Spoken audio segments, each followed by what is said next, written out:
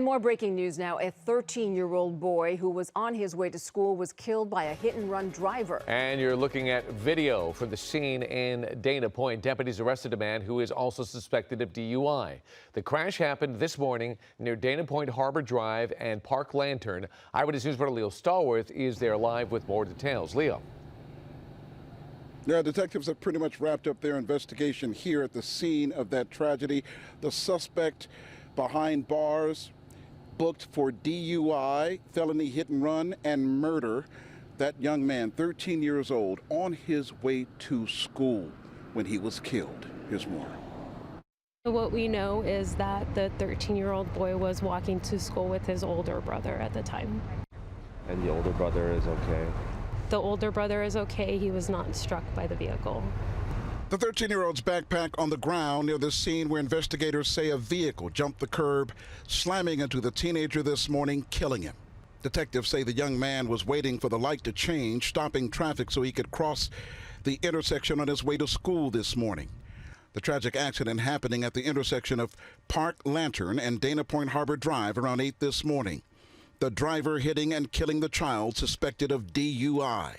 Investigators say the driver did not stop to render aid and call for help. Instead, fled the scene. As you can see, it jumped the curb right there. The 13-year-old boy was standing on the curb waiting for the light.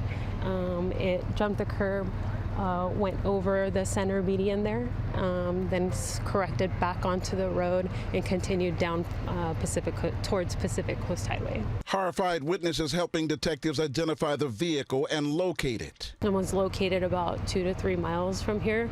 Thanks to some witnesses and whatnot, we were able to find them, and he was detained. Unfortunately, the 13-year-old male was pronounced deceased at the hospital, and the suspect was taken into custody on suspicion of driving under the influence and some other charges that are going to be related to the incident. The 59-year-old suspect not only facing DUI charges, but also felony hit-and-run charges. It's definitely a tragedy, and any way that you look at it, especially for the parents, it's going to be a difficult situation. It's our worst nightmare, and our hearts really go out to them. And detectives say the victim's family is at the hospital, and there are just no words. No parent should have to bury a child, that precious boy, just on his way to school when he was killed. There are no words. Live in Dana Point, Leo Stallworth, ABC 7 Eyewitness News. Back to you.